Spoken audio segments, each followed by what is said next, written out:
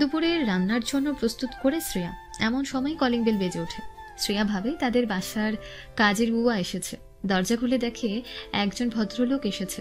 লোকটাকে কখনো দেখেনি শ্রেয়া, তাই চিনতে পারল না। আপনি কে? আমি ফায়াজ। কাকে চাই? মিস শ্রেয়া। একটু অবাক হলো সে। লোকটাকে চেনে না, গ্রাম থেকে তো কেউ হবে না, কারণ গ্রামে তার মা আছে একা। কেউ আসলে তার মা তাকে আগেই বলে দিত। ঢাকা শহরে বিয়ের পর স্বামী রনির সাথে আসা, এখানে অলি গলি ততটুকুই জেনে যতটুকু রনি দেখিয়েছে। ভাবলো হয়তো রনি পাঠিয়েছে, তাই বলল, জি আমি শ্রেয়া, কিন্তু আপনাকে তো চিনলাম না। ভিতরে আসতে পারি? কিছু ইম্পর্টেন্ট কথা ছিল। ইতস্তত বোধ করলো শ্রেয়া। তারপর ভাবলো ইম্পর্টেন্ট কথা যেহেতু, তাহলে তাকে ঢুকতে দেওয়া হোক। জি আসুন। ভেতরে ঢুকলো ফারাজ। শ্রেয়া দরজাটা পুরোপুরি লাগিয়ে দেয়নি, হালকা খোলা রেখেছে, যেহেতু লোকটাকে চেনে না। আপনি সোফায় বসুন। জি কি বলতে চান বলুন। লোকটা দেখলো শ্রেয়া তুতলিয়ে কথা বলছে, বুঝতে পারলো সে বাইরের মানুষের সাথে তেমন কমফোর্টেবল না, তাই কথা বেশি না বাড়িয়ে বলল, কিছু বলবো না, দেখাবো। বলেই কিছু ছবি বের করলো শ্রেয়ার সামনে। ছবিগুলো হাতে নিয়ে দেখলো শ্রেয়া। ছবির দিকে তাকিয়ে যেন মাথায় বজ্রপাত পড়ল। তার প্রাণ প্রিয় স্বামী রনি অন্য একটা মেয়ের সাথে আপত্তিকর অবস্থা। এসবের কিছু ছবি এখানে, শুধু তাই না, তাদের একসাথে অনেক জায়গায় ঘুরতে যাওয়ার ছবিও আছে। চোখ দিয়ে যেন সব মিথ্যে দেখছে শ্রেয়া, বিশ্বাস করতে পারছে না। তাকালো ফারাজের দিকে, বলল, এগুলো মিথ্যা। আমার স্বামী আমাকে খুব ভালোবাসে, খুব। সে আমার অগোচরে এসব কখনো করতে পারে না। স্মিত হাসলো ফারাজ, বলল, আপনার স্বামী লাস্ট 7 মাস কয়টার দিকে পাশে আসে? রেগুলার 11টায়, তবে মাঝে মাঝে একটা বেজে যায় কাজের চাপে, কিন্তু সে আমাকে ফোন দিয়ে সব বলে দেয়। না। আপনাদের বিবাহিত জীবন কতদিনের? 1.5 বছর হবে। 13 বছরের স্বামীর পরিবর্তন নজরে আসেনি আপনার? অবাক হলো শ্রেয়ান। কিভাবে পরিবর্তন? কিসের পরিবর্তন? প্রতিদিন সকালে অফিসে যাওয়ার সময় কপালে চুম্বন দিয়ে ভালোবাসার কথা বলে বের হয় রনি। দুপুরে খেয়েছে কিনা খোঁজ খবর নেয়। রাতে আসার সময় প্রতিদিন একটা করে গোলাপ তো তার হাতে থাকবেই। তবে আজকাল মোবাইলের প্রতি ঝোঁক আর সময়ের বড় পরিবর্তন দেখে শ্রেয়া। এখন ছুটির দিনগুলোতে রনি একা বাইরে যায়, শ্রেয়াকে বলে না। তাতে শ্রেয়ার আক্ষেপ নেই, সে তো অন্ধ বিশ্বাস করে তার স্বামীকে। দেখুন, আমার স্বামীর প্রমোশন হয়েছে, তাই স্বাভাবিক পরিবর্তন দেখেছি, কিন্তু আজকাল টেকনোলজি অনেক উন্নত, এসব ভুয়া ছবি বানানো যায় এটা আমি জানি। তাহলে আপনার স্বামী আজ বাসায় আসলে ফোন দেখবেন তার। ফোনে দেখবেন আইডি নাম অহনা দেওয়া, তার সাথে আপনার স্বামীর কনভারসেশন। আমি আপনাকে যতটুকু সাহায্য করার করেছি, বাকিটা পথ আপনার। কথাটা হাওয়ায় উড়িয়ে দেওয়ার মতো মনে করলো না শ্রেয়া, কিছুটা যৌক্তিক লাগলো। ছবিগুলো সাথে রেখে দিল শ্রেয়া। তার পরিচিত একটা দোকান আছে, ছবিগুলো আসল নকল কিনা ভালোভাবে দেখে বলে দিতে পারবে, তাই বলল, ঠিক আছে। লোকটা দাঁড়ালো, পকেট থেকে একটা কার্ড বের করে বলল, এটা আমার কন্ট্যাক্ট নাম্বার দেওয়া আছে, যদি প্রয়োজন মনে হয় তাহলে ফোন দিবেন, সাহায্য করব। অবশ্য আপনি বিশ্বাস করুন আর না করুন, আপনার স্বামীর এই কর্মের শাস্তি হবে, আমি দিব। কেন? আপনি কেন শাস্তি দিবেন তাকে? আপনার কি স্বার্থ? ফারাজ পিছু ফিরে পা বাড়িয়েছিল দরজার দিকে। শ্রেয়ার কথা শুনে পিছু না ফিরে বলল, ছবিতে যে মেয়ে সে আর কেউ না, আমার বউ অহনা, আমার 7 বছর বয়সী মেয়ের মা। বলেই বেরিয়ে গেল ফারাজ। সোফার উপর ধপাস করে বসে পড়ল শ্রেয়া। হে, কি বলল লোকটা? না, তাকে ভালোভাবে জাস্টিফাই করতে হবে, কোনটা আসল কোনটা নকল তাকে খুঁজে বের করতে হবে জাস্ট। শ্রেয়ার ভাবনার মাঝে কাজের বুয়া চলে আসলো। রান্না আজ মন দিয়ে করতে পারেনি শ্রেয়া। মন খারাপ থাকলে তো আর রান্নায় কেন, কোনো কাজেই মন বসে না। রান্নার ভেতর মনোযোগ ছিল কম, ফারাজের কথাগুলোতে মন দিয়েছিল বেশি। কিভাবে সত্য মিথ্যা বের করবে ভাবতে ভাবতে মনে পড়ল তার ইন্টার লাইফের ফ্রেন্ড বিয়ে করে ঢাকাতে এসেছে।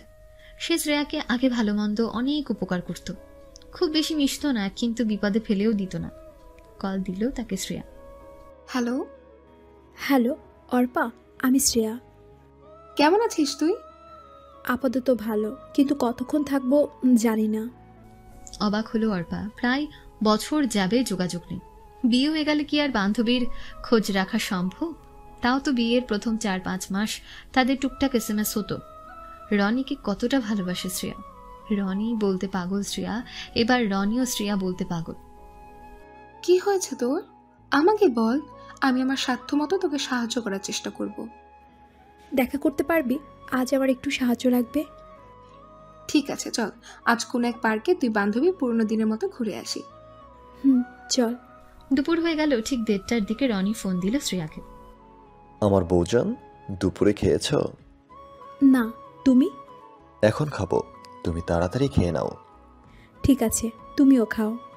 চুপটাক কথা বলে ফোন কেটে দিল রনি। শ্রেয়া ভাবতে লাগলো, এটাই তো তার স্বামী রনি। খাওয়ার আগে খোঁজ খবর নিল। বউয়ের প্রতি তো তার যত্ন অনেক, তাহলে ছবিগুলো কেন? অবশ্য আজকাল মানুষের বন্ধু কম, শত্রু বেশি। হতে পারে রনির শত্রু তার পিছে লেগেছে, কিন্তু লোকটা তো বলল রনির সাথে যে আছে সে তারই বউ। সবকিছু বের করবে শ্রেয়া নিজে থেকে। কোনো পথে পা বারবার আগে নিজে পর্যবেক্ষণ করতে চায়। বিকেলে রনির থেকে পারমিশন নিয়ে পার্কে অর্পার সাথে দেখা করলো শ্রেয়া। বলে দিল সব ঘটনা অর্পাকে। সাথে করে ছবিগুলো দেখলো। বাজে ছবিগুলো দেখায় না। যতই হোক, আসল ঘটনা না জেনে এসব কিভাবে স্বামীকে নিয়ে এতটা খোলামেলা হবে সে? ছবিগুলো দেখলো অর্পা, বলল, ছবিগুলো দেখে তো মনে হচ্ছে সত্যিকারের। ছবির পেছনে যে দোকানের নাম, এটা আমার বর খুব ভালো করেই চেনে। আমি ওকে নিয়ে আসল সত্য তোকে জানাতে পারবো। তবে দোস্ত, এগুলো জানাতে যে আজকের ভেতর সম্ভব না। কাল তোকে জানাবো সত্য মিথ্যা। ঠিক আছে। কিছু সান্ত্বনা দিল অর্পা শ্রেয়াকে, সাথে করে কিছু বুদ্ধি, যাতে শ্রেয়া নিজেও সত্যি মিথ্যা বের করতে পারে। কথাবার্তা শেষ করে বাড়ি ফিরল শ্রেয়া। রাত 1টায় বাড়িতে ফিরল রনি। হাতে গোলাপ ফুল। মিষ্টি হাসি দিয়ে রনি শ্রেয়াকে আলিঙ্গন করল। তারপর ফুলটা তার হাত দিল। আমার বউজান, খুব মিস করছি তোমায়। আমিও তোমাকে খুব মিস করেছি। যাও, রেডি হও, রাতের খাবার খেতে হবে তো। এখনই আসছি। রাতে খাবার খেয়ে ঘুমালো দুজনে। শ্রেয়ার চোখে ঘুম নেই, এসে আছে চিন্তায়। রনি কি আসলেই এসব করেছে? যদি এগুলো করে থাকে তো একজন বিবাহিত নারী, তাও কিনা যার 7 বছরের একটা মেয়ে আছে। ছি ছি ছি ছি, আর ভাবতে পারছে না শ্রেয়া। অনেক কষ্টে ঘুমালো। অন্যদিকে রাত 11টায় বাড়িতে ফেরে অহনা। ফারাজ তখন ডাইনিং রুমে সোফায় শুয়েছিল। অহনাকে দেখে বলল, কোথায় গিয়েছিলে? বন্ধুদের সাথে আড্ডা দিতে। ঘরে মেয়ে আছে আমাদের, ভুলে গেছো? না, তা বলবো কেন? রিমরিকে তো বলেই গেছি মিমিকে দেখে শুনে রাখতে। মায়ের সাথ যদি কাজের মহিলা দিয়ে হয়, তাহলে তাকেই আসল মা বানানোর ব্যবস্থা করি। কি বলো তুমি? ভালো হবে না ব্যাপারটা? কথা বাড়ালো না অহনা। ফারাজকে আজও চিনে না সে। ব্যবসার কাজে দেশের বাইরে বেশি থাকে, সময় দেয় না কেউ কাউকে তেমন। মিমি হওয়ার আগেও ফারাজ বছরে একবার হলেও ট্যুর দিতে বাইরে নিয়ে যেত। এখন তাও নেয় না। সকাল সকাল ঘুম থেকে উঠে খাবার তৈরি করলো শ্রেয়া। রনিকে ডাকতে এসে দেখে রনি গোসলে। সামনে টেবিলে দেখলো রনির ফোন। শ্রেয়ার মনে পড়লো ফারাজ এবং অর্পা দুজনেই 2 রকম ভাবে তাকে বুঝিয়েছে। রনির ফোন চেক করতে দুজনেই বলছিল। ফোন হাতে নিল শ্রেয়া, কিন্তু লাভ হলো না। ফোনে তো পাসওয়ার্ড দেওয়া, কিন্তু শ্রেয়া তো পাসওয়ার্ড জানতো, তাহলে চেঞ্জ করলো কখন? সন্দেহ জমা দিল শ্রেয়ার মনে, কিন্তু তাকে সম্পূর্ণ করবে আজকে বিকেলে। ফারাজ 3 দিন নিজেকে সময় দেবে। শ্রেয়া যদি সত্যিটা জেনে তার সাথে মিলে ওদেরকে শাস্তি দেয় তো দেবে, না হলে একা একাই যা করার করবে। ফারাজ ব্যস্ত পুরুষ হলেও অনেক ঠান্ডা মেজাজি। হুট করে রাগ করবে না, কিন্তু এমন যুক্তিযুক্ত বাণী দিয়ে দেবে যে কেউ কিছু বলতে পারবে না। বিকেলে নিজেকে আজ বিধ্বস্ত লাগছে শ্রেয়ার। 3টা বছর ভালোবাসার সম্পর্কে থেকে বিয়ে করে বিয়ের পর 1.5 বছর বিবাহিত জীবন কাটালো। এখনো তো কোনো কিছুর অপূর্ণতা নেই। তাহলে কেন রনি এমন করলো? হ্যাঁ, ছবিগুলো সত্যিকারের, কোনো মিথ্যে নেই এই ছবিগুলোর ভেতর। বাসায় এসে ফারাজকে কল দিল শ্রেয়া। আর যাই হোক, যে লোকটা তাকে সত্যতা জানিয়েছে, তার সন্তানের কথা ভেবে হলেও কোনো একটা ফয়সালা করতে হবে। ফোন ধরলো ফায়াজ। হ্যালো, আমি শ্রেয়া, আশা করি চিনতে পেরেছেন। জি বলুন। কাল দেখা করবেন, কথা ছিল কিছু। জি করব। কোথায় আসতে হবে বলুন। লেকের পাড়ে আসবেন। দুটো সংসার ভাঙার ভবিষ্যৎ না হয় আমরা নদীতে সাক্ষী রেখে করলাম। ওকে, আমি চলে আসবো বিকালে। কথা শেষে ফোন কেটে দেয়। ঘৃণা লাগছে রনির উপর, সাথে সাথে ধিক্কার জানাই অহনাকে। কেমন মা সে! ছি, সন্তানের কথা ভাবলো না। 9 মাস গর্ভে রেখে কত যন্ত্রণা সহ্য করে তবে না সন্তানের জন্ম দেওয়া হয়। মাতৃত্বের স্বাদ নাকি দুনিয়ার শ্রেষ্ঠ স্বাদ। তাহলে মা হয়ে সন্তানের চিন্তা না করে পর পুরুষের সাথে। ছি। আজও রনি বাসায় গোলাপ নিয়ে এসেছে, কিন্তু আজকে ভালোবাসার সাথে ফুল গ্রহণ করেনি শ্রেয়া, বরং মনের ভেতর তীব্র ঘৃণা নিয়ে ফুল টানে। আপাতত কিছু বলবে না সে। দেখতে চাই রনি কতটা ধূর্ত। অহনা আজ বাইরে বের হয়নি। বের হবে কি করে?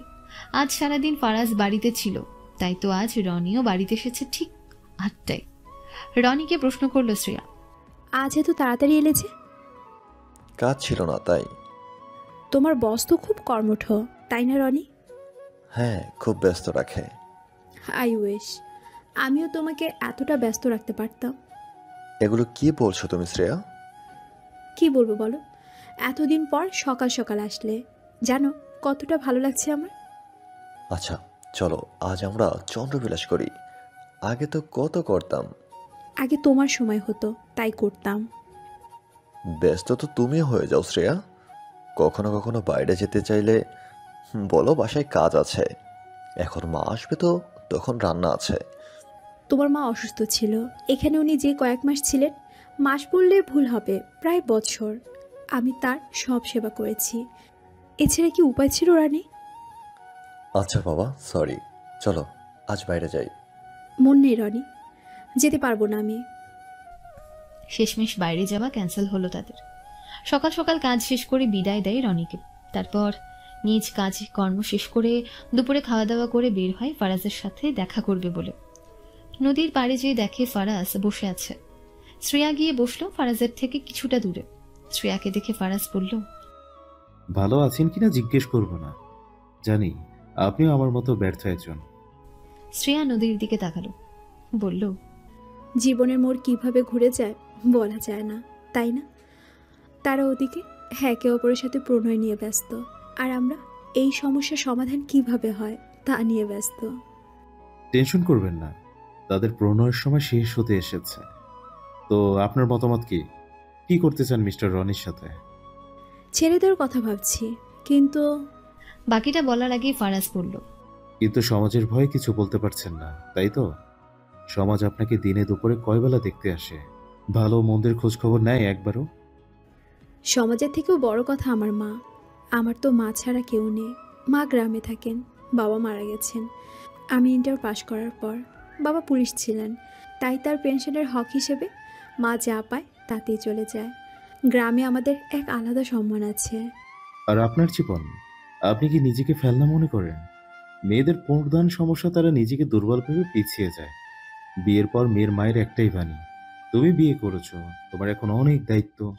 তোমার স্বামী তোমাকে যেভাবে রাখবে তুমি সেভাবেই থাকবে।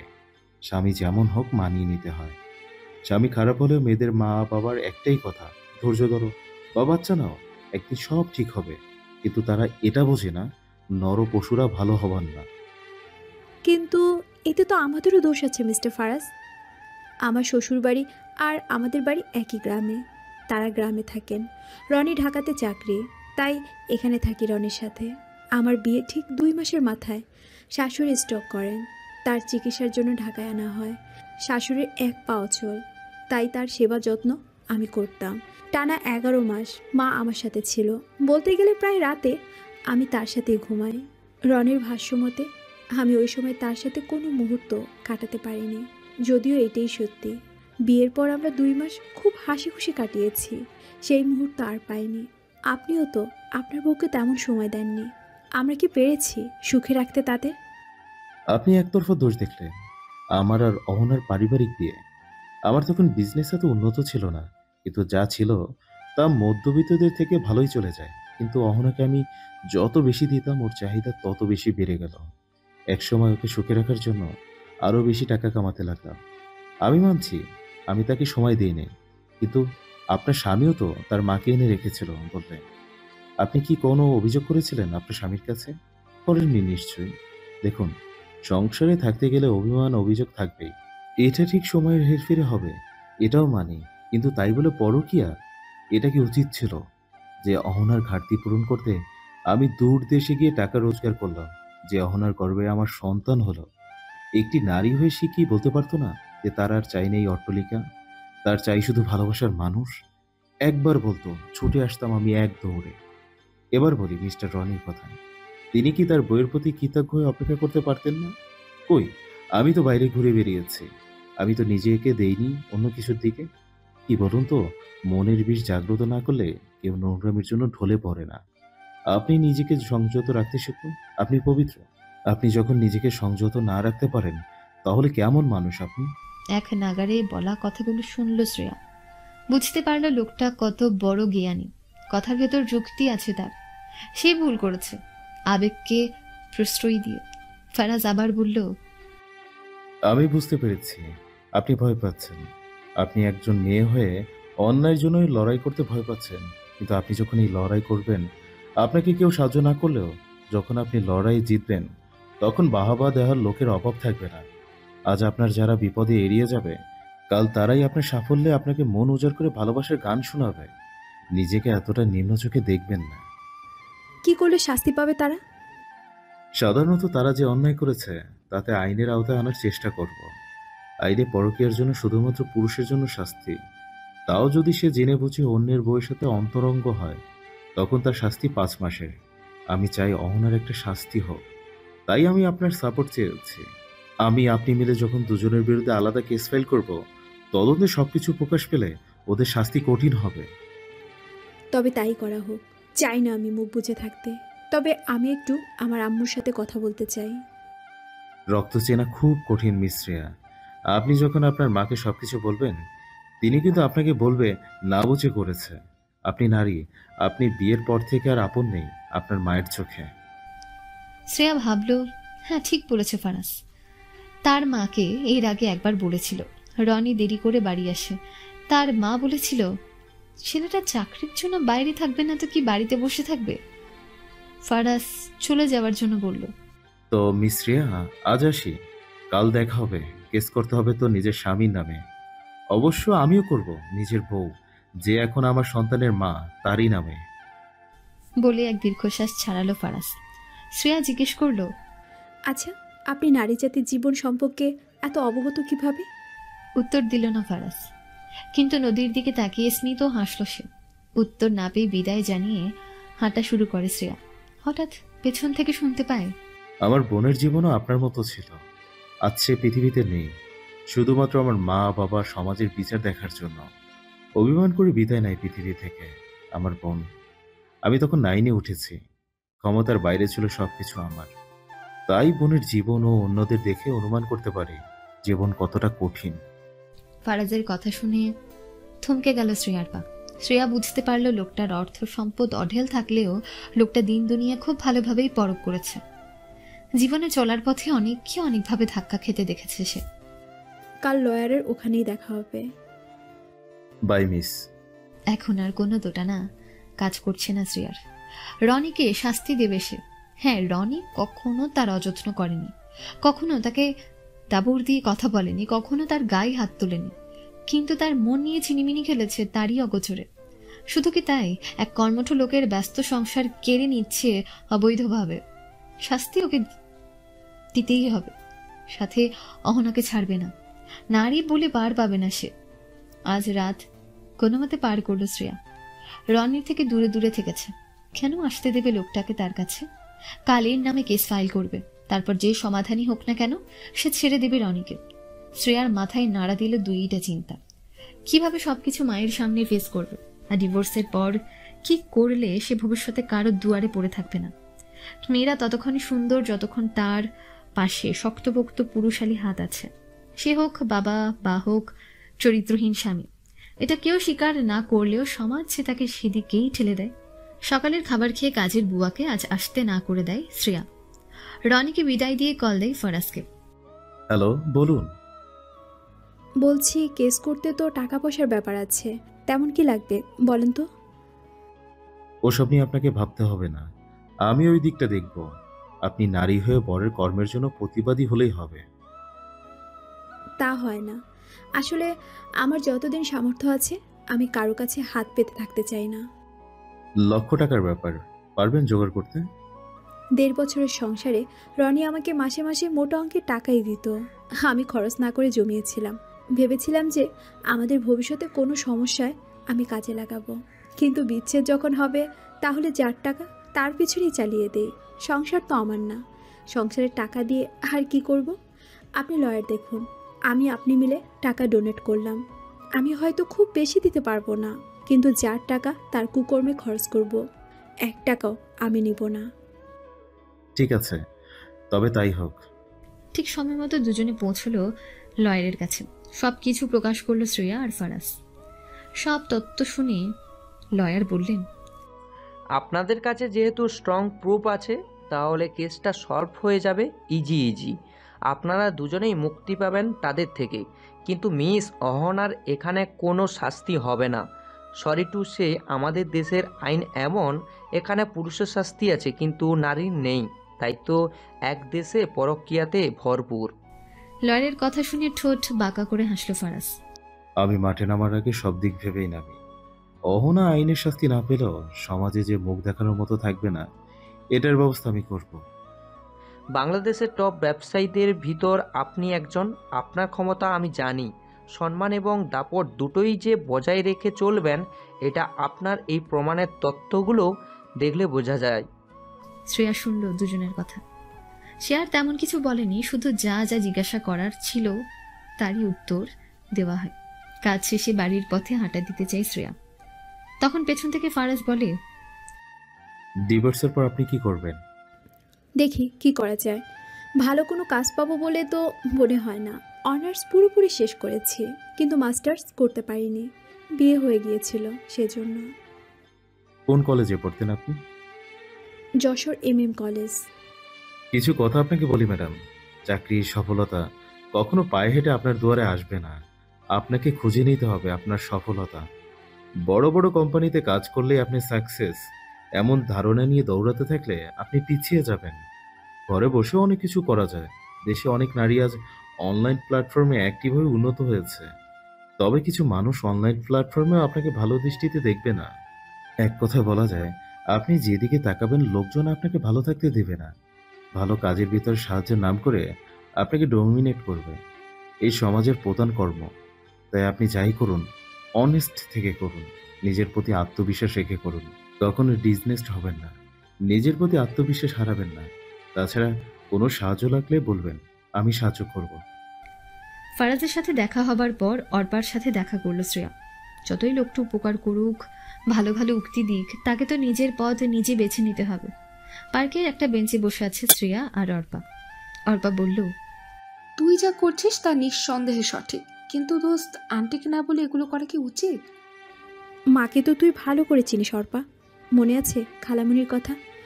আঙ্কেল খালামুনিকে খুব মারতো। খালামুনি একদিন কান্নাকাটি করে মাকে সব বলে। মা কিন্তু খালামুনির সময় বলেছিল, স্বামী যতদিন আছে পায়ের নিচের মাটি ততদিন শক্ত আছে। স্বামী যেদিন থাকবে না পায়ের নিচের মাটি সরে যাবে। কি করে ভরসা পাই বলতো? মাকে এখন বললে আমি শিওর মা বলবে, ছেলে মানুষের চরিত্র এমন একটু হয়, তুমি মানিয়ে নাও। পুরাতন চিন্তা ভাবনার মানুষ আমার মা। ঠিকই বলেছিস, কিন্তু এখন ডিভোর্সের পর কি করবি? কেন? একটা কর্ম পেলে ভালো হতো। উপায়ও পাচ্ছি না। নতুন বাসাও লাগবে। আমার বাসার পাশে একটা ফ্ল্যাট আছে, মেয়েরা থাকে। ওরা ভার্সিটিতে পড়ে বলে রুম শেয়ার করে। থাকবি? তাও থাকা যায়, কিন্তু কাজ? কিছুক্ষণ নীরবতা পালন করলো ওরা। তারপর কি মনে পড়ে অর্পা লাফিয়ে বলে উঠল, দোস্ত তুই তো টেস্টি পেস্ট্রি বানাতে পারিস, এক কাজ করলেই তো হয়। পেস্ট্রি বানিয়ে অনলাইনে সেল করবি। আর আপাতত আমি না হয় তোকে একটু সাহায্য করলাম। আইডিয়াটা মন্দ নয়। তুই কিছু দিলি আর আমার কিছু জমা আছে। অনার্স পড়ার সময় টিউশনি করে যা পেতাম তা তো ব্যাংকে জমা রাখতাম। 4 মাসে বেশ ভালোই টাকা হয়েছিল। সব মিলিয়ে বিজনেসটা ভালোভাবেই হবে। চল তাহলে ফ্ল্যাটটা দেখে নে। হ্যাঁ, ফয়সালা যেটাই হোক, আমি আর রনির সাথে থাকবো না। আমি কালকে উঠে পড়বো নতুন ফ্ল্যাটে। কাল তো সম্ভব না, 1 তারিখ হওয়া লাগবে। ততদিন আমার বান্ধবীর ফ্ল্যাটে এমনি কয়েকদিনের জন্য থাকলে। ঠিক আছে, চল। দুজনে মিলে ফ্ল্যাট দেখলো, মালিকের সাথে এবং ফ্ল্যাটের মেয়েগুলোর সাথে কথা বলল। সবকিছু ঠিকঠাক করে 1 তারিখে ওঠার অনুমতি পেল। একটু সমস্যা হয়, ডিভোর্সের ক্যাচাল শুনলে এটা তো হবেই, কিন্তু অর্পার স্বামীর দ্বারা সমাধান হয়ে যায়। অর্পার স্বামীর রিপুটেশন খুব ভালো, ওই জায়গায় নিজেদের যোগ্যতায় 1 তালা বাড়ি করেছে। অর্পা খুব বুদ্ধিমতী, বান্ধবী বিপদে পড়েছে সাহায্য করবে, কিন্তু তাই বলে ঘরে ঢুকে বিপদে পড়বে এমন চায় না। আমাদের সমাজে এমন বান্ধবী আছে যারা মুখোশের আড়ালে থেকে সংসার ভেঙে দেয়। তাই তো অর্পা সাহায্য করলো, কিন্তু নিজের কথাটাও ভাবলো। পরের দিন সকালে টিভিতে নিউজ এসেছে, ঢাকার আরএফএল কোম্পানির এক ম্যানেজারকে পুলিশ গ্রেফতার করেছে। লোকটার নামে 2 জন মামলা করেছে, এক তার বউ আর দ্বিতীয় ফ্যাশন হাউসের ওনার মিস্টার ফারাজ শেখ। তথাকথিত মাধ্যমে জানা যায় ফারাজ শেখের ওয়াইফ অহনা শেখ আর মিস্টার রনি ঘনিষ্ঠ সম্পর্কে আবদ্ধ ছিল বেশ কয়েক মাস। ঘটনার কতটা সত্যতা আছে তা আমরা জানতে পারবো খুব শীঘ্রই। নিউজটি দেখে থমকে গেল শ্রেয়া। সে তো ভেবেছিল বাসা থেকে গ্রেফতার করা হবে, কিন্তু অফিস থেকে কেন করলো? এটা বাড়াবাড়ি লাগলো শ্রেয়ার কাছে। সাথে সাথে কল করলো ফারাজকে। জি বলুন। এটা কি কথা ছিল? কোনটা? রনিকে গ্রেপ্তার করবে ভালো কথা, কিন্তু অফিস থেকে কেন? আপনি বোকা মিস্ত্রিয়া, বাড়ি থেকে গ্রেফতার করলে মিডিয়া হতো। অফিসে পুলিশ যাওয়া মানে তাদের সাথে মিডিয়া লেস অটোমেটিক যাওয়া। এতে লাভ কি আমাদের? সমাজ দেখুক নোংরা কাজের ফল। ওই কোম্পানির ওনার আমার বন্ধু, কোম্পানির কোনো ক্ষতি হবে না। 2 দিন পর কোর্টে নেওয়া হবে মিস্টার রনিকে। তাকে সুযোগ দেওয়া হবে নিজেকে নির্দোষ প্রমাণ করার জন্য। তার কোনো লয়ার থাকলে তার সাথে যোগাযোগ করতে দেওয়া হবে। তবে টেনশন করবেন না, জামিন উনি পাবে না। আপনার ডিভোর্স লেটার রেডি আছে? আপনি রেডি তো? হ্যাঁ, আমি রেডি। তবে আমার শাশুড়ি মা, উনি খুব ভালো মানুষ, এগুলো দেখলে সহ্য করতে পারবে না। ছেলের কুকর্মগুলো জানলে সহ্য করতে পারতো না মিস্ত্রিয়া। মানুষ বিচিত্র, তাই না? সন্তান নোংরা হলেও তাকে কাছে নিয়ে আদর করে, তখন অসহায় হয় না বাবা মা। সন্তানের কোনো ক্ষতি হলে ঠিকই বাবা মা শেষ হয়ে যায়। আপনি বুঝতে পারছেন না। আপনি কিছুই বুঝতে পারছেন না। অনেক কিছু সহ্য করেছি আমি, এবার ওরা করবে। আপনি যদি চান পিছপা হতে পারেন, তবে আমি হব না। নেক্সট কোর্টে নোটিশ এলে আপনাকে জানানো হবে। রাখছি, ভালো থাকবেন। কিছু বলতে পারল না শ্রেয়া, কি বলবে বুঝতে পারছে না। পাপকে শাস্তি থেকে দূরে রাখা যায় না, কিন্তু যে পাপ করেছে তার পরিবার। অবশ্য রনির কিছু হলে এমনিতেও তারা জেনে যেত। সকালবেলা এই ধামাকা নিউজ দেখে মাথা চক্কর দিল অহনার। আজ স্কুলে যায়নি মিমি। নিজের মাকে বেহাল অবস্থায় দেখেও কোনো হিল্লোল নেই তার। 7 বছর বয়সের মিমি এখনো পারেনি মায়ের প্রতি মায়ার জন্ম দিতে। কিভাবে পারবে সে? তার মা তো তার কাছে থাকেই না। কখনো ভালোবেসে খাওয়াই দেওয়া বা জ্বর আসলে নিজের কোলে আগলে নেওয়ার ভেতর তো ছিলই না অহনা। রনিকে দেখতে পুলিশ স্টেশনে হাজির হয় অহনা। 6 মাসে তার দুর্বল পয়েন্ট হয়েছে রনি। রনিকে দেখে তার কষ্ট লাগছে, আর অন্যদিকে রনি ভাবছে শ্রেয়ার কথা। তার বউ যা নিউজ দেখলে কি ভাববে, কোথায় যাবে? অথচ এই রনি কিনা বউ থুয়ে এসব করতো। অহনা এসে কথা বলতে পারেনি, শুধু দূর থেকে এক পলক দেখেছে রনিকে। রনি দেখেও না দেখার মতো করেছিল। বাসায় এসে ফারাজকে রিকোয়েস্ট করেছে অহনা, বারবার বলেছে এগুলো মিথ্যে, তুমি ভুল বুঝছো। অহনা তো জানি না প্রমাণ সহ তার কাছে সবকিছু আছে। ফারাজ যে কেস ফাইল করেছে এটা খবরে দেখলেও ফারাজ অহনার কাছে বলেছে শ্রেয়ার কথায় প্রভাবিত হয়। কোনো প্রমাণ দেখায় না, শুধু বলে তার স্বামী এসব করেছে। সে বাকি কিছু জানে না। এখন মিথ্যে অভিনয় করবে অহনার সাথে, তাই বলল, I feel your pain, trust me, everything will be normal and perfect, don't worry. আমি এসব কিছুই করিনি ফারাজ। ওকে, আদালতে গেলেই বোঝা যাবে। মিসেস শ্রেয়া যখন কেস করেছে, দেখা যাক কি হয়। আপাতত শ্রেয়ার নামে দোষ দিল ফারাজ। বলল শ্রেয়া ওকে ভড়কে দেয়, তাই এমন ভুল করে, না হলে তো অহনা পালিয়ে যাবে অথবা কোনো উল্টো ঝামেলা করবে। আপাতত অহনাকে চোখের আড়াল করা যাবে না। বিশ্বাস করলো অহনা, উপায় নেই এছাড়া। অহনাকে বাঁচানোর নাম করে মিথ্যে উকিল ডাকলো ফারাজ, মূলত যে উকিলের সাথে তার আগে থেকে কথা হয়েছিল। সব কিছু এমন ভাবে গুছিয়ে কথা বলল তারা যে অহনা বুঝতেই পারল না তাদের সামনে 2 জন মানব নাটক করছে। অবশেষে কোর্টের দিন চলে এলো। অহনা এর ভেতর রনির সাথে কথা বলছে। রনিকে আশ্বাস দিয়েছে সে উকিল রেডি করেছে। রনিও খুশি হলো। কোর্টে হাজির হয় শ্রেয়া, অর্পা, অর্পার স্বামী ফারাজ, মিমি, অহনা। এছাড়া রনির খবর টিভিতে দেখতে পেয়ে হাজির হয় রনির পরিবারের লোকজন। রনির মা শাড়ির আঁচল গুজে কান্না করছে আর দোয়া করছে। এগুলো যেন মিথ্যে হয়। কোর্টে আসামির জায়গায় দাঁড় করানো হয় রনিকে। মাথা নিচু করা। বিচারক এসেছে। অহনা দেখলো উকিল শুধু একজন, তারা যাকে হায়ার করেছেন তিনি। কিন্তু শ্রেয়ার উকিল কোথায় ভাবলো অহনা। ফারাজকে জিজ্ঞেস করলো, অহনা যে উকিল হায়ার করেছে উনি কোথায়? আমি কিভাবে জানবো? ও, আদালতের নিয়মকানুন পালন করে উকিল তার কথা শুরু করে। উকিলের কথায় স্পষ্ট যে সে রনির বিপক্ষে কথা বলছে। এতে অবাক হয় রনি ও অহনা। অহনার সাথে সাথে তাকায় ফারাজের দিকে। ফারাজ ঠোঁট প্রসারিত করে হাসে। অহনা বুঝে যায় সব কিছু। আফসোস হচ্ছে এখন তার। কি করে বিশ্বাস করলো ফারাজকে? পুরো ব্লান্ডার করে ফেলল সে। রনি মাথা উঁচু করে তাকালো অহনার দিকে। অহনা মাথা দুদিকে নাড়িয়ে না দেখালো। বুঝে গেল রনি সে মুক্তি পাবে না। আদালতের বাইরে আছে একদল মিডিয়া। তারা অপেক্ষায় আছে রায় কি আজকে দেওয়া হবে নাকি আরো সময় লাগবে। কি আজব জীবন আমাদের। যে যে যার যার দুঃখে মরে। এইদিকে মিডিয়া আছে তাদের স্বার্থ নিয়ে। বিচার সভায় সবার তরফ থেকে সব রকম কথা আসে। রনির বাবা মা বলে তাদের ছেলে হীরার টুকরো, এমন কাজ করতে পারে না। শ্রেয়াকে ডাকা হলে শ্রেয়া যায় আসামির সামনের জায়গায়, দাঁড়িয়ে ওয়াদা করে কিতাব ছুঁয়ে। তারপর রায় দেওয়ার সময় হয় তার। উকিলের কথাই সে বলে, যে লোক ঘরে বউ রেখে অন্য বিবাহিত মহিলার সাথে নোংরা সম্পর্কে যায় তার সাথে আমি থাকতে পারবো না। তালাক চাই আমি এই নষ্ট লোকের থেকে। রনির চোখ থেকে টুপ করে এক ফোঁটা পানি বের হলো। শ্রেয়া দেখলো, কিন্তু কোনো ভাবান্তর নিয়ে তার ভেতর। ঘৃণার দৃষ্টি দিয়ে চলে যায় স্থান ত্যাগ করে নিজের স্থানে। ফারাজকে ডাকা হলে সে সমস্ত কথা বলে, সাথে এটাও বলে কিভাবে প্রমাণ জোগাড় করলো। বলল, আমি ব্যবসার কাজে বেশিরভাগ সময় দেশের বাইরে যাই। এরই সুযোগ পেয়ে এসবে লিপ্ত হয় অহনা। এর সূত্রপাত ঘটে। একদিন মিমি স্কুল থেকে সকাল সকাল বাসায় আসে। নিজস্ব গাড়ি বলে তাতে করে যাওয়া আসা তার। মিমি এসে দেখে তার মা আর এক লোক বিশ্রী অবস্থায় তারই বাবার ঘরে। মিমি কিছু বুঝে উঠতে না পারলেও লজ্জা পেল। ছোট হলেও সে তার আয়ার কাছ থেকে শিক্ষা পেয়েছে কোথায় কিভাবে থাকতে হয়। ছেলেদের সামনে কখনো লঙ্গ থাকতে নেই, এগুলো বাজে কাজ।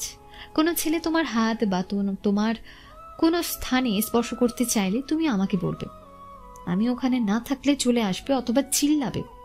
এগুলো পাপ কাজ। সেই মিমি যখন এগুলো দেখে, তা অন্য পুরুষের সাথে, তখন সে বুঝে যায় এটা পাপ। তার মা পাপ করেছে, এটা মিমি বুঝতে পারলো। খুব কান্না করলো তখন, কিন্তু বুঝতে দিল না অহনাকে। এরপর মিমি খেয়াল করলো রনি তাদের বাসায় আসা যাওয়া করছে। ফারাজ আসার পর থেকে আর রনি এ বাসায় আসে না। মিমি বুঝলো এগুলো তার বাবাকে বলে দিতে হবে, তাই সে বলে দিল। ফারাজ প্রথম প্রথম ওভাবে পাত্তা না দিলেও পরে যখন মিমি কান্না করে স্কুল থেকে আসার ওই দিনের ঘটনা বলে, ফারাজের মাথা গরম হয়ে যায়। অহনা ওই সময় বাসায় থাকে না, কল দিয়েও তাকে পায় না।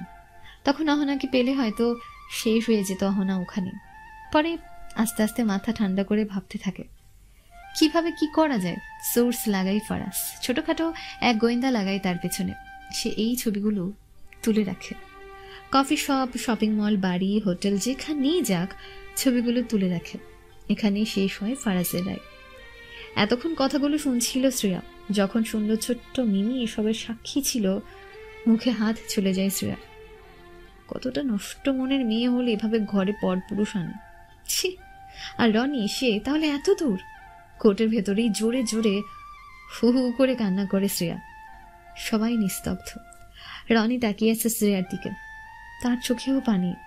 নোংরা কাজ করলেও ভালো তো সে শ্রেয়াকেই বাসে, কিন্তু পাবে না এখন সে শ্রেয়াকে। কোর্ট থেকে সবার রায় শুনে বিচারক নিজের রায় দেয়। রনিকে 5 বছরের জন্য হাজত বাস করতে হবে, যেহেতু সে জেনে শুনে বিবাহিত নারীর সাথে বিভ্রীতিকর অবস্থায় থেকেছে। আর অহনার শাস্তি হিসেবে ফারাজ তাকে ছেড়ে দেবে, কিন্তু কোনো দেনমোহর দেবে না। মিমি কোথায় থাকবে সেটা মিমি ঠিক করবে। মিমি বলল, আমি বাবার কাছে থাকবো। হয়ে গেল সব সলভড। যেহেতু সব প্রমাণ বের হয়েছে আর রনির কিছু বলার নেই, তাই একদিনই রায় এসে পড়ে। বিচারক চলে যায় স্থান ত্যাগ করে। ফারাজের হায়ার করা উকিল আসে ফারাজের কাছে, কংগ্রেচুলেশন জানায় একে অপরকে। রনিকে নিয়ে যাওয়া হবে হাজতে। এমন সময় রনির সামনে আসে তার মা, ঠাস করে চড় মারে ছেলের গালে। তারা তো তাদের ছেলেকে সুশিক্ষা দিয়েছিল, কিন্তু সুশিক্ষা অর্জন করতে পারেনি তাদের ছেলে। পুলিশ রনিকে নিয়ে যেতে থাকে। তখন শ্রেয়াকে সামনে দেখে রনি। রনি বলে, আমাদের বিচ্ছেদ হয়ে যাবে শ্রেয়া, আমি তোমাকে আমার এই মুখ দেখাবো না। অবশ্য ডিভোর্সের পর তুমিও হারিয়ে যাবে আমার জীবন থেকে, আমিও হারিয়ে যাব তোমার জীবন থেকে। আমি আসলে অনেক চেষ্টা করেছি অন্যদিকে মন না দিতে, কিন্তু তুমি মাকে নিয়ে এতটাই ব্যস্ত ছিলে যে আমি অহনার দিকে আকৃষ্ট হই। প্রথমে আমি আর অহনা বন্ধু হই, ও ওর কষ্টগুলো বলে আর আমি আমার। তারপর আস্তে আস্তে এসব।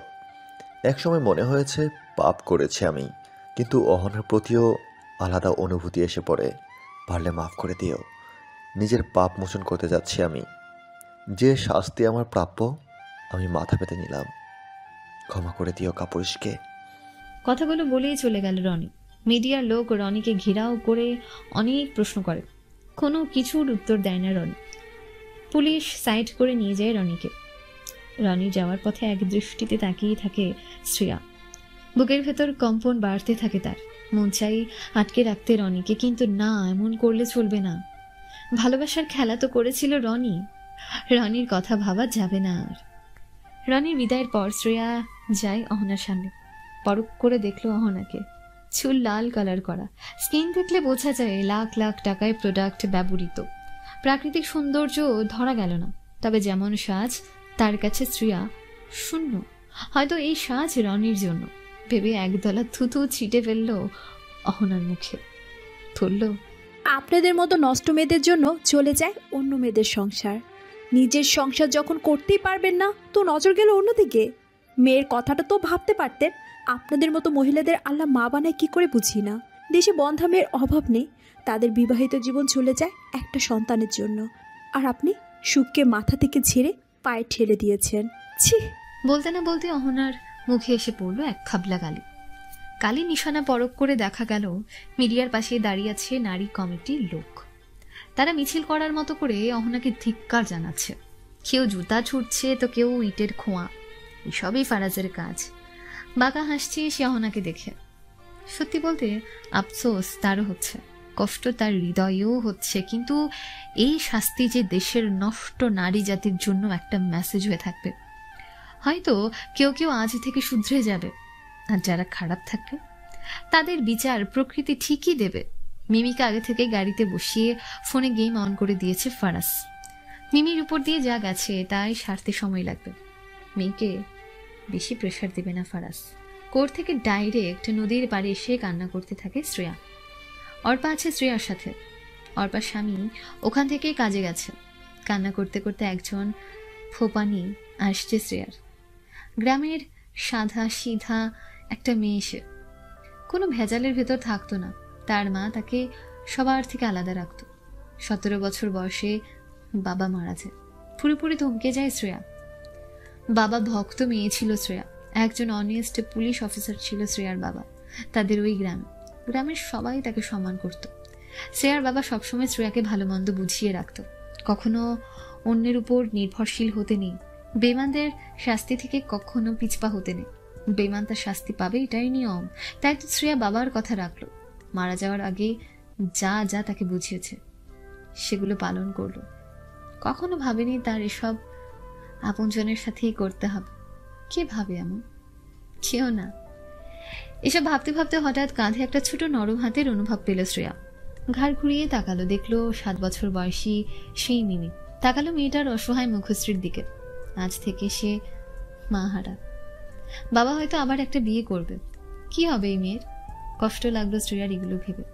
তখনই মিমি শ্রেয়ার চোখের পানি মুছে দিয়ে বলল, আন্টি জানো, চোখের পানি যত বের হয় মাথায় তত চাপ পড়ে। আমারও এমন হয়েছিল। তুমি কান্না করো না, মাথা ব্যথা করবে। একটু হাসলো শ্রেয়া। ছোট করে চুমো দিল মিমি ডান গালে। ফারাজকে মিমি আবদার করে শ্রেয়ার কাছে নিয়ে আসার জন্য। কোর্টে কান্না করতে দেখেছিল শ্রেয়াকে। খারাপ লাগে মিমির, তাই ফারাজ শ্রেয়াদের ফলো করে এখানে আসে। মিমির কথা শুনে শ্রেয়া বলে, তুমি অনেক কিউট। তুমিও, তোমাকে দেখতে একদম বারবি ডল লাগছে। আচ্ছা, তুমি আমার বন্ধু হবে? কেন হব না, অবশ্যই। এত কিউট একটা মেয়ে বন্ধু না হয়ে থাকা যায়? আচ্ছা, তাহলে রিমলি আপার নাম্বার নাও, উনি আমার সাথেই থাকেন।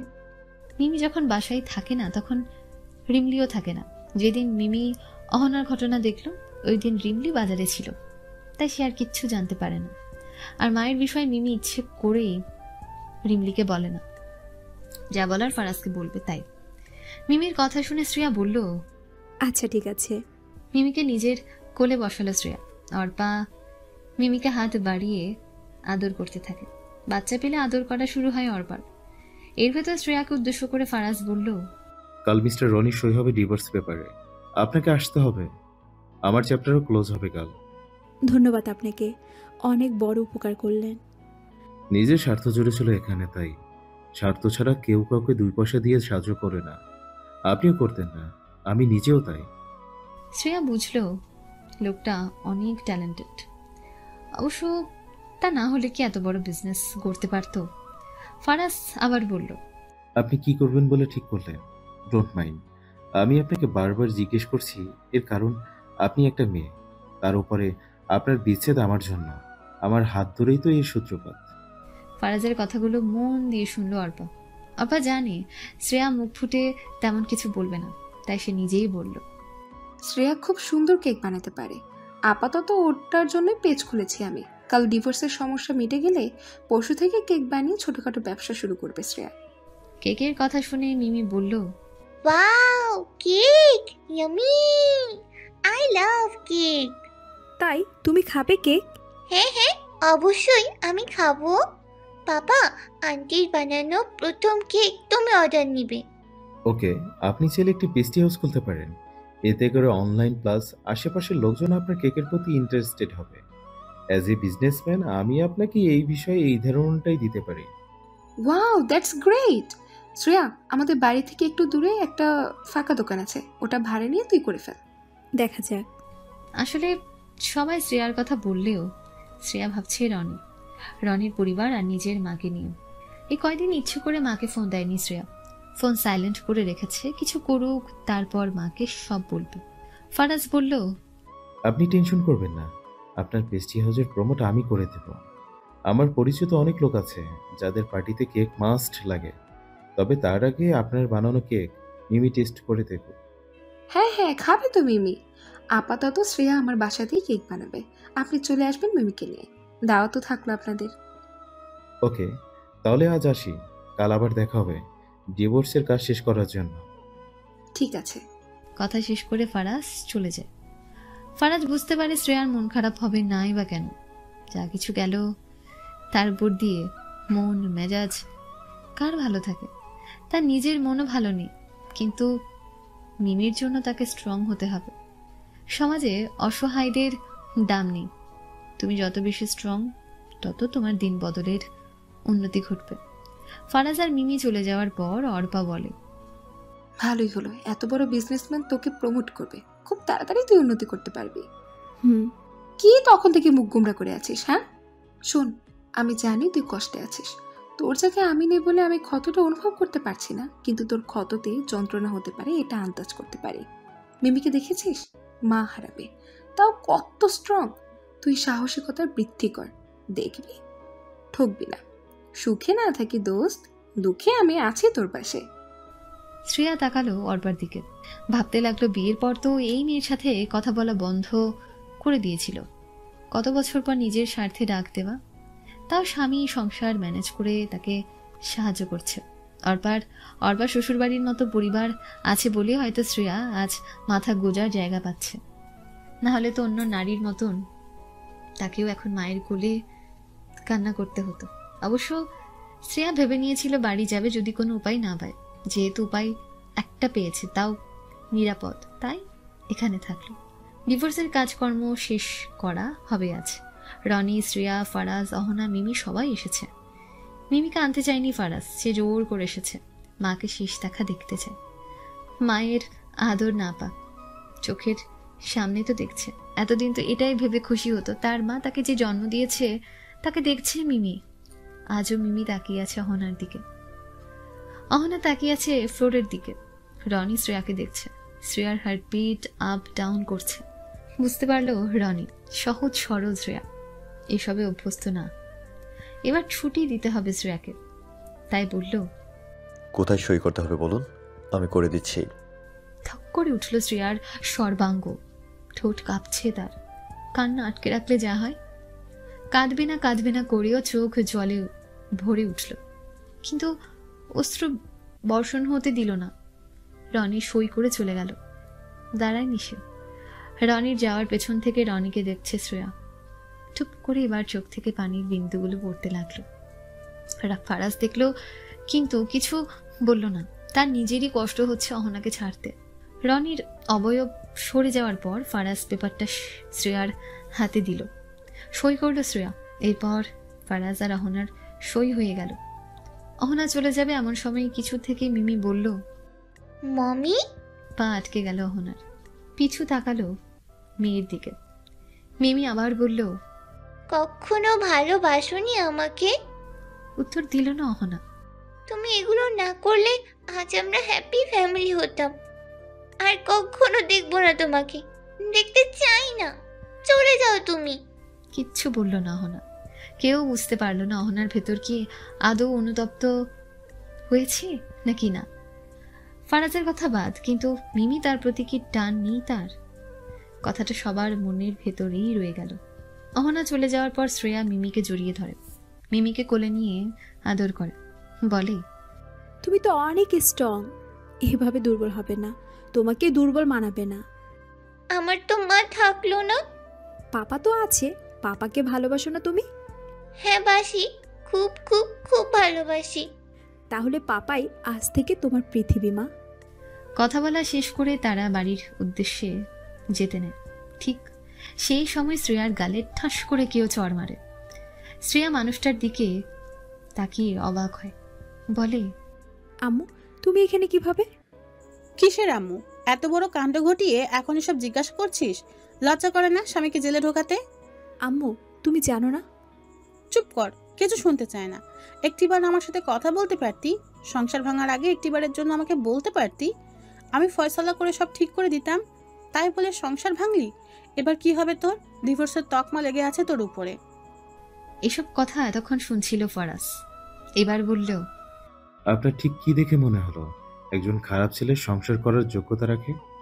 তুমি তুমি সেই ছেলে যার উস্কানিতে আমার মেয়ে এমন করেছে।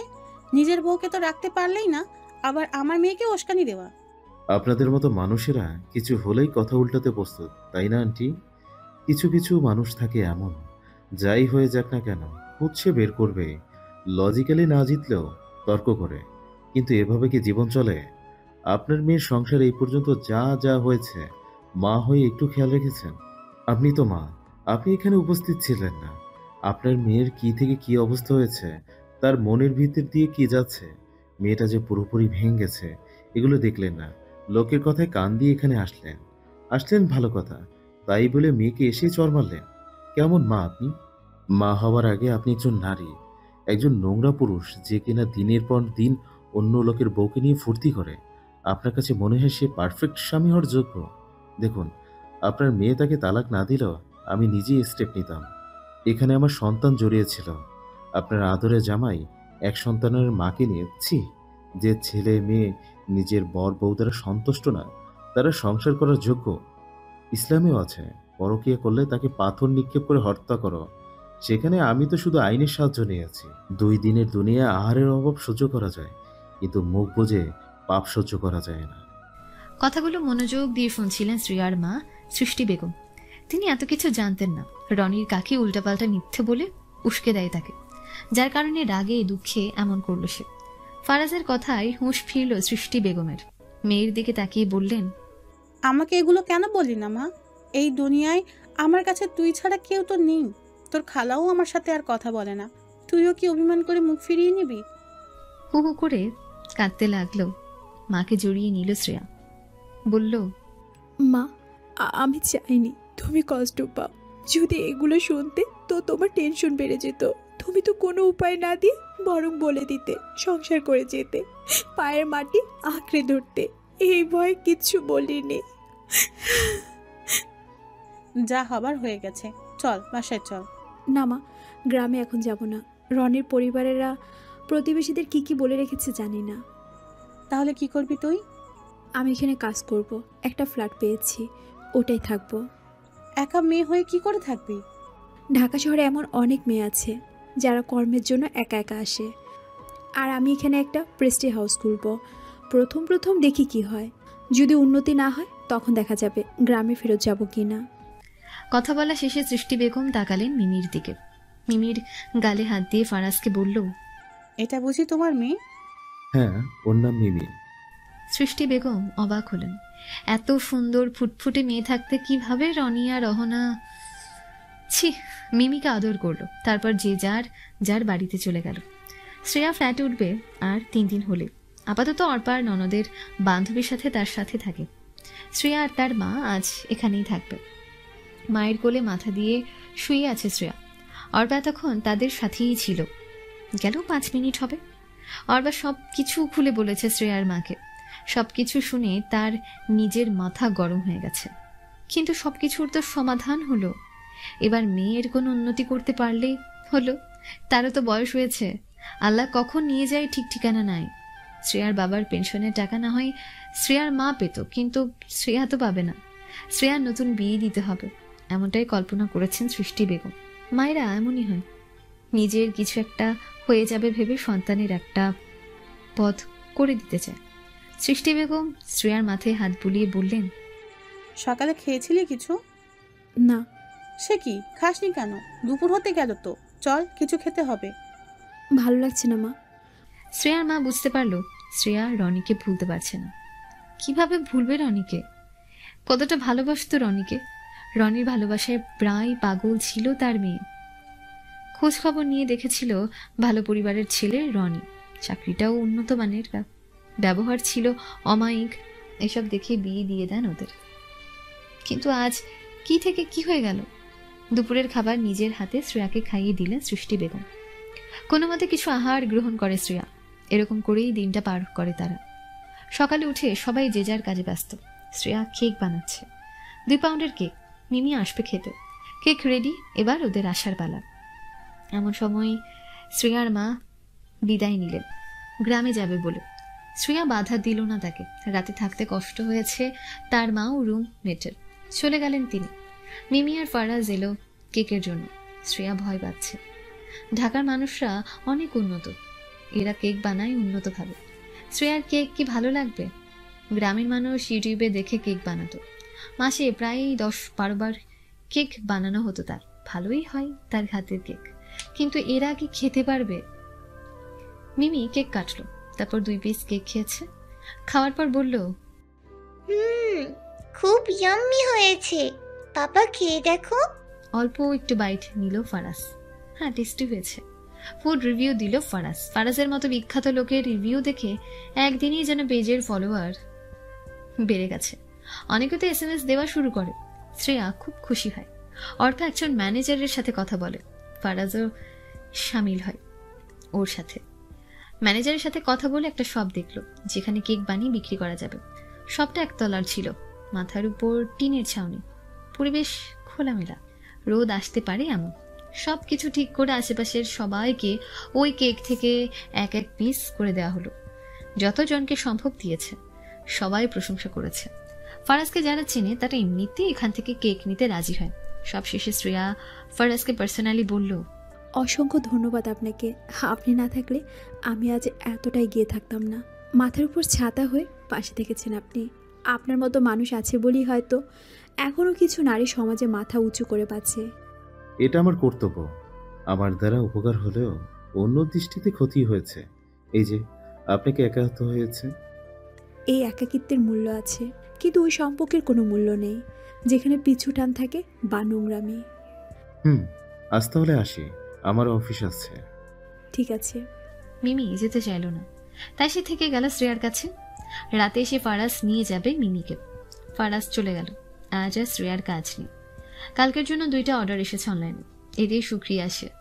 মিমি এতক্ষণ দেখছিল শ্রেয়াকে, বলল, তুমি অনেক ভালো টেস্টি খাবার বানাতে পারো। তাই? Thank you. ওয়েলকাম। আচ্ছা, তুমি আর কি কি রান্না করতে পারো? অনেক কিছু পারি, চাইনিজ খাবার, বাঙালি খাবার, অনেক কিছু। রনিকে তো রান্না করে। আর বলতে পারল না শ্রেয়া। বুকের ভেতর কম্পন ধরল। কিভাবে ভুলবে রনিকে? ভুলে যাওয়ার অভিনয় করতে ঠিকই পারবে, কিন্তু রাতের একাকিত্বে তাকেই মনে পড়ে যার জন্য আমরা একা হয়ে যায়। শ্রেয়া তো একজন মানুষ, ওর মন আছে, ভেঙে গেলেও ভুলতে কি পারবে? না, কখনো পারবে না। জোরে জোরে নিঃশ্বাস নিল। অর্পা বুঝলো শ্রেয়ার কষ্ট, শ্রেয়ার কাঁধে হাত রেখে সান্ত্বনা দিল। মিমি শ্রেয়ার চোখ দেখে বুঝলো কান্না করবে, তাই বলল, আবার কান্না করছো তুমি? শুনো, তুমি কান্না করবে না। আমি প্রতিদিন তোমার কাছে আসবো। পাপা তো অফিস থাকবে, রিমলি আসবে কাল। তুমি ওকে সাথে করে আমি আসবো তোমার কাছে। আমরা আনন্দ করব, গল্প করব, ঠিক আছে? ঠিক আছে। শ্রেয়ার চোখের পানি মুছে শ্রেয়ার গালে চুমু খেল। শ্রেয়ার কোলে মাথা রাখলো মিমি। কেমন যেন এক অদ্ভুত অনুভব হলো তার। মিমির উঠতে ইচ্ছে করছে না এই কোল থেকে। উঠল না মিমি, আরো কিছুক্ষণ ছিল শ্রেয়ার কোলে। দুপুরে শ্রেয়ার হাতে ভাত খেলো মিমি। ভাত খাওয়ার পর বলল, তুমি আমাকে এবার থেকে এভাবে খাইয়ে দিবে। অবাক হলো শ্রেয়া। এভাবে তো প্রতিদিন সম্ভব না। সে থাকবে এখানে, মিমি থাকবে বাড়িতে। কিভাবে কি তাও বলল। দিব তোমাকে এভাবে খাইয়ে, তুমি এসো মাঝে মাঝে। হ্যাঁ, আমি স্কুল থেকে যাওয়া আসার সময় তোমার সাথে দেখা করে যাব। আমার স্কুল এই রাস্তা দিয়েই যায়। আচ্ছা ঠিক আছে মা। বিকেলে অনেক খেলাধুলা করলো মিমি, শ্রেয়া, অর্পা। অনেক ভালো লাগলো তাদের। ধরাধরি, লুডু, কানামাছি, সকল খেলা তিনজনে খুব ভালোভাবে উপভোগ করলো তারা। রাতে ফারাজ এলো। শ্রেয়াকে জিজ্ঞেস করলো, মিমি বিরক্ত করেনি তো আপনাকে? না, ও আমার একাকিত্বের সঙ্গী হয়েছিল, আমার খুব ভালো লেগেছে। ঠিক আছে, তাহলে আমরা আসি। আচ্ছা। চলে যাওয়ার সময় মিমি আবার শ্রেয়াকে জড়িয়ে শ্রেয়ার গালে চুমু দিল। তারপর চলে গেল সবাই। শ্রেয়া চলে আসলো তার ফ্ল্যাটে। অর্পার স্বামী এসেছে, থেকে আর লাভ নেই ওখানে, তাই চলে আসে শ্রেয়া। এসে ফ্রেশ হয়ে ঘুমানোর জন্য তৈরি হয়, কিন্তু ঘুম তার চোখে ধরাই দেয় না। এদিকে ফারাজ আর মিমি আজ একসাথে ঘুমাবে। লাইট অফ করে শুয়েছিল ফারাজ। মনে মনে স্মরণ করে পুরনো স্মৃতি, অহনার সাথে তার সুন্দর মুহূর্ত। কতটা মধুর প্রণয় ছিল তাদের। সব শেষ হলো কাল। রাতের অন্ধকারে চোখের কোণা দিয়ে পানি পড়ল ফারাজের। কেউ দেখলো না, কিভাবে দেখবে তাকে? সবার সামনে ফারাজ একজন স্ট্রং ম্যান, যার আলাদা পার্সোনালিটি আছে। এর ভেতর মিমি বলে উঠল, শ্রেয়া আন্টি খুব ভালো, পাপাই আমাকে খুব আদর করেছে, খাইয়ে দিয়েছে, গোসল করে দিয়েছে, গা হাত পায়ে লোশন দিয়ে দিয়েছে, দুপুরে ঘুম পাড়িয়ে দিয়েছে, খেলাধুলা করেছে। আমার আজ অনেক ভালো লেগেছে। তাই মা? হ্যাঁ। আচ্ছা পাপাই, তুমি তো হংকং যাবে কয়েকদিন পর। ওই সময় আমাকে শ্রেয়া আন্টির কাছে রেখে যাবে। আমি আন্টির সাথে থাকলে তোমাকে মিস করব না। দেখা যাবে, এখন ঘুমাও, কাল সকালে স্কুল আছে। কত গ্যাপ গেছে পড়াশোনার, এবার পড়াশোনায় ফোকাস দাও। সকাল সকাল ঘুম থেকে উঠে নাস্তা করে অর্পার বাড়িতে যায় শ্রেয়া। দোকানে এখনো কাজ চলছে, পরিষ্কার করা, সাজানো, এগুলো এক মহিলাকে দিয়ে করাচ্ছে ওরা। ফারাজকে ইচ্ছে করে বলেননি শ্রেয়া। লোকটা এমনি অনেক সাহায্য করেছে, এত বেশি জানানো ঠিক হবে না। দোকানটা সাজাবে শ্রেয়া, অর্পা আর অর্পার ননদ মিলে। ইলেকট্রনিক্সের কাজগুলোর জন্য লোক আনা হবে। আজকে 2টা কেকের অর্ডার এসেছে, একটা 2 পাউন্ডের আর একটা 1 পাউন্ডের। 1 পাউন্ড 350 করে নিচ্ছে। কেক বানিয়ে অর্ডার দিয়ে আসলো নিজে। প্রথম 1 মাস নিজেই আদান প্রদান করবে, এরপর না হয় বিশ্বস্ত লোক রাখবে। কেকগুলোর জন্য রিভিউ এসেছে, সবাই খুব ভালো রিভিউ দিয়েছে। অর্ডারের ঝামেলা শেষ করে শ্রেয়া আর অর্পা মিলে গেল সুপার শপে। কেকের জন্য আরও কিছু নজল কেনা লাগবে। আজকাল সুন্দর সুন্দর ডিজাইনের কেক খেতে চায় মানুষ, এর জন্য নজলও তৈরি হয়েছে। কেকের সামগ্রী অন্যান্য ময়দা, ডিম, হুইপড ক্রিম কিনলো ওরা, ওভেন কিনলো 2টা, আর একটা ছোট্ট নর্মাল ফ্রিজ, সবকিছু নিয়ে দোকান রাখলো। মিস্ত্রি এসেছে লাইন সেট করতে। সবকিছু ঠিকঠাক করে ফোন হাতে নিয়ে বসলো শ্রেয়া। দেখলো কালকের জন্য 2টা অর্ডার, এক এক করে মোট 2 পাউন্ডার। শ্রেয়া কম দামে সার্ভিস দিচ্ছে, ইচ্ছে করে এমন করা, ব্যবসা শুরুতে কমে না দিলে পপুলার হবে না। নতুন হিসেবে যা আসছে তাতেই খুশি শ্রেয়া। অবশ্য এগুলো তো হতো না যদি ফারাজ সাহায্য না করতো। আজ আর মিমি আসেনি, স্কুলে গিয়েছিল সে। স্কুল থেকে বের হয় বাইরে ঘুরতে যাওয়ার জন্য। ফারাজকে আবদার করে, নিয়ে যায় ফারাজ মিমিকে শিশু পার্কে। রিমলি এসেছে আজ, 1 মাসের ছুটিতে ছিল সে। এসে মিমির কাছে কিছু কথা শুনল। এতে যেত মিমির জন্য কষ্ট লাগছে তার। রিমলির বাবা প্যারালাইজড, মা দেখাশোনা করেন তার। রিমলি ম্যাট্রিক পাস, এই পাশের চাকরি হবে না, আর যে কাজ পাই তাতে তার বাবার দেখাশোনা সহ সংসার চলবে না। অহনাই তাকে কাজে নেয় মিমিকে দেখার জন্য, তার সাথে থাকার জন্য। মিমিকে সেবা যত্ন সবকিছু করার জন্যই মোটে 20,000 টাকা দিত। রিমলির এতে হয়ে যায়। যদি কখনো টাকার দরকার পড়েও ফারাজ দেয় তাদের। ও, আপনাদের তো জানানোই হয়নি, ফারাজের একটা অনাথ আশ্রমও আছে, মিমির নামে খোলা ওটা। এতিম শিশু থেকে শুরু করে বৃদ্ধ বাবা মা সবাই থাকে। ফারাজ খোঁজ খবর রাখে ওই আশ্রমের। মিমি আর রিমলি মিলে দেখাশোনা করে আশ্রমের। ফারাজ তো থাকে না বললেই চলে, এই যে চলে যাবে সে হংকং, তাও 6 মাসের জন্য। পরের দিন অর্ডারগুলো কমপ্লিট করলো শ্রেয়া। অর্ডারের কাজ শেষ করে অন্য কাজে লেগে পড়ল। আজ তার পেস্ট্রি হাউসে উদ্বোধন করবে। এসবের ইচ্ছে ছিল না তার, অর্পা রিকোয়েস্টে তাই শুনল। ডাকা হয়েছে ফারাজ আর মিমিকেও। রাতে করা হবে উদ্বোধন। সব কাজ শেষে কিন্তু দোকানের ব্যানার এখনো আনা হয়নি। শ্রেয়া আনতে চায় কিন্তু অর্পা আটকে রাখে তাকে। অর্পা বলে এটা ওর বর করবে। গল্পে অর্পার বর বউ পাগল, বউ যা বলে তাই শোনে, যদিও অর্পা এখনো খারাপ কিছু আবদার করেনি। এই জন্য লোকটা তার পরিবারও আগলে রাখে অর্পাকে। অর্পা শ্বশুর নেই, শাশুড়ি আছে। তিনি বৌমাকে প্রচুর সাপোর্ট করে। বৌমা যেন তার ঘরের লক্ষ্মী। উদ্বোধন শুরু হবে কিন্তু ব্যানার নেই। শ্রেয়া টেনশন করে খুব। শ্রেয়ার মা এখানে নেই, কিন্তু মেয়ের সাথে ভিডিও কলে আছে। গ্রামে যেয়ে উনিও অনেক কিছু ফেস করেছে, কিন্তু সামলে নিয়েছে সবাইকে। ঠিক সময় মতো অর্পার বর আসলো ব্যানার নিয়ে। ব্যানারটা মূলত অর্পাদের তরফ থেকে একটা গিফট। অনেক সুন্দর করে নাম লেখা, ব্যানারে লেখা শ্রেয়া পেস্ট্রি হাউস। সময়সূচি ও নাম্বার, জিমেইল অ্যাড্রেস সবকিছু দেওয়া। শুকরিয়া আদায় করলো শ্রেয়া। ফারাজ, মিমি, রিমলি এসেছে উদ্বোধনে। মিমি এসে জড়িয়ে ধরলো শ্রেয়াকে। I miss you so much. I miss you too baby. চলুন তাহলে কাজ শুরু করা যাক। হ্যাঁ চলুন। উদ্বোধনে শুরু হলো ফারাজের হাত দিয়ে। অর্পাইগুলোর পিকচার তুলে নিল। সবাই ভেতরে গিয়ে আনন্দ করছে। ফারাজ নিজের মতো বসে আছে এক চেয়ারে। মিমি আর শ্রেয়া গল্প করে। উদ্বোধনে খুব বেশি মানুষ ডাকা হয়নি। ফারাজদের, দোকানের মালিকদের আর অর্পাদের। ছোটখাটো টিনের দোকান, কি আর করবে, সবাই মিলে আনন্দ করে যে যার মতন। রিমলি পরখ করলো শ্রেয়াকে। দেখতে বেশ সুন্দর আছে মেয়েটা। অবশ্য রিমলিও কম না, সে যথেষ্ট সুন্দরী। রিমলির আফসোস হলো শ্রেয়াকে নিয়ে, কিন্তু মুখে কিচ্ছু বলল না। আনন্দের এক পর্যায়ে অর্পা বলল, আমরা তো তেমন কোনো কিছুই করতে পারলাম না, হালকা পাতলা নাস্তা আর এই টুকটাক বিনোদন। তো এবার আমরা সবাই মিলে গানের আয়োজন করি। আমাদের এখানে যারা যারা আছেন এদের ভেতর 3 জন আমার জানা মতে ভালোই গান করে। আর কে কে ভালো গান জানে? দোকানের মালিকের বউ এসেছিল। তিনি বললেন, আমার ছেলে পারে। ছেলের নাম শিহাব। সে এতক্ষণ ফোন নিয়ে ফারাজের পাশে বসেছিল। শিহাব পড়াশোনা শেষ করে জব করে এখন। তার মা এখন তার জন্য মেয়ে খুঁজছে। ভালো মেয়ে পেলে বিয়ে দেবে। মায়ের বলা কথাই তাকালো মায়ের দিকে, কিচ্ছু বলল না। অর্পা বলল, ওকে, তাহলে 4 জন গান গাইতে পারে এমন মানুষ পেলাম। অর্পার ননদ আর বর দুজনেই খুব ভালো গান গাইতে পারে।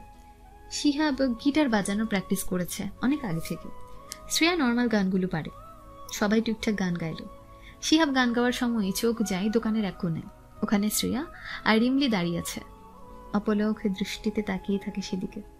শিহাবের মা ছেলের অক্ষ দৃষ্টিতে নজর দিল। তার কাছে মনে হলো ছেলে তার শ্রেয়ার প্রতি ভালো লাগা কাজ করেছে, মানে মনে মনে কিছু ভেবে খুশি হলো সে। 3 মাস যাক, তারপর যা হবার দেখা যাবে। শ্রেয়াকে তারও ভালো লেগেছে। সবার গান শেষে অর্পা শ্রেয়াকে গান গাইতে বলল। শ্রেয়া গাইতে চায় না, শেষে মিমি রিকোয়েস্টে শুনে গায়। গান শুনে সবাই কষ্ট পেল।